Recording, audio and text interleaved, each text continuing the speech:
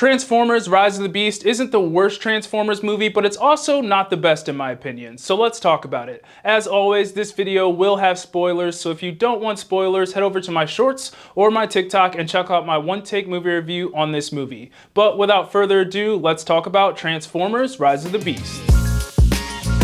This movie necessarily doesn't do anything special, but it still is an enjoyable Transformers movie. It had tons of action, which is what this franchise is known for, and that third act is some of the best Transformers action I've ever seen, and I will touch on that later in this video. But other than that, this is your run-of-the-mill Transformers movie, so let's get into what this movie is about. So in this movie, Unicron and his forces, aka Scourge, are looking for this key that would pretty much mean the destruction of Earth and a bunch of worlds. So it's up to the Maximals and the Autobots to team up with a couple of humans and stop Unicron and save the Earth.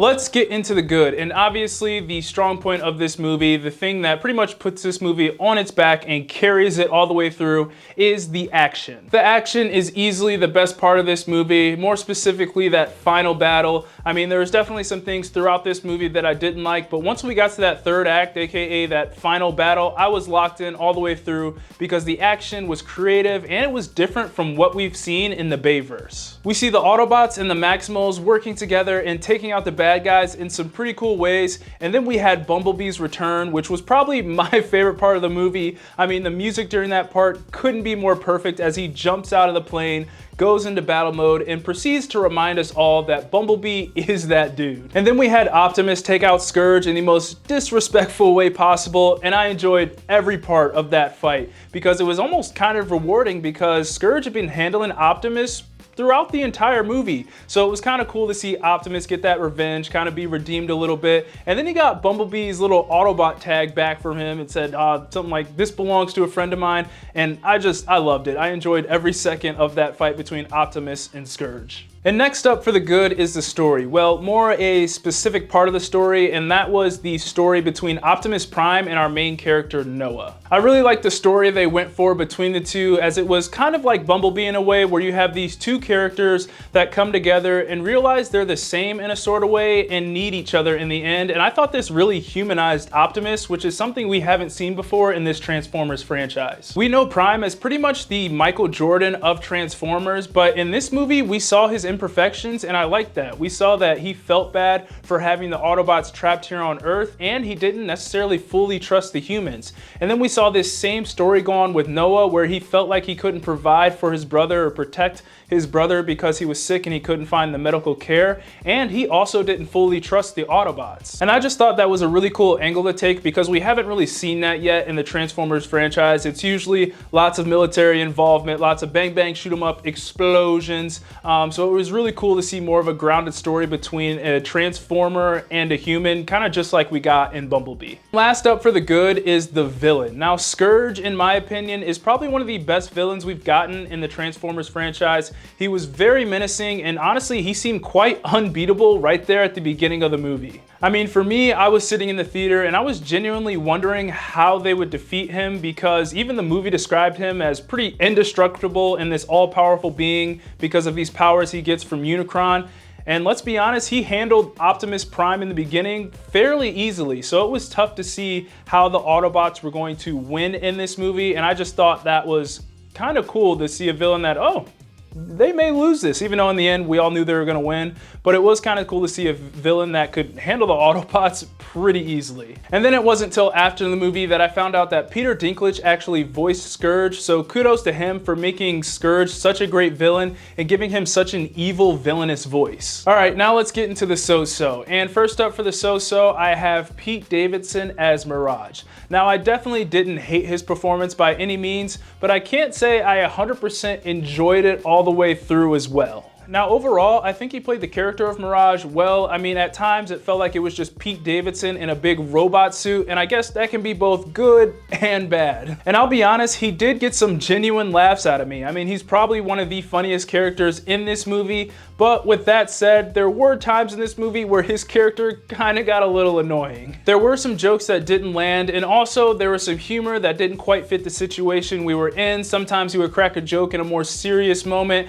and it just didn't really work work out. Mirage also had this big personality, and at times it was a little bit overbearing. In my opinion, I do think they could have dialed it back just a little bit because, as I said before, at times in this movie it felt like I was just watching Pete Davidson in a big giant robot suit. And kind of going off of that, the next thing I have for the so-so is the humor, and this humor was very hit or miss for me. It wasn't anything bad, but there were times in this movie where they'd crack a joke and it would just fall completely flat for me. Now don't get me wrong, there were some times in this movie where it got a genuine laugh out of me and it was really entertaining, but most of the times the jokes kind of felt forced and were just kind of alright. And last up for the so-so is the human element. Now the humans in this movie were okay in my opinion. I do think they were better than some of the Michael Bay films that we've gotten, and I really did enjoy that there was no government or military interactions in this movie.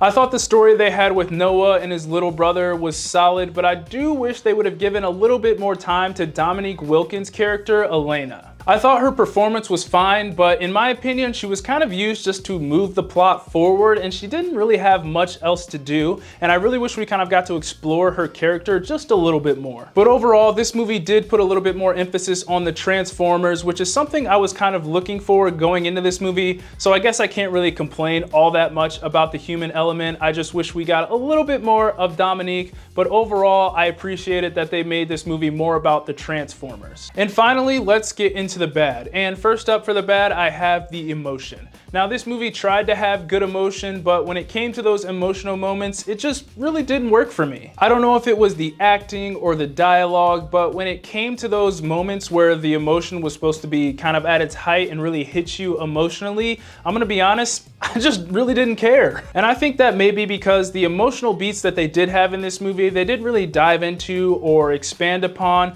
For instance, when Noah came home after, saving the world, and he hugged his brother and he hugged his mom, that emotional moment really didn't hit for me at all because they introduced this storyline in the beginning where his brother was sick and Noah was having trouble finding medical care and providing for him. And then they just kind of completely went away from that storyline and didn't come back to it till like almost the very end of the movie.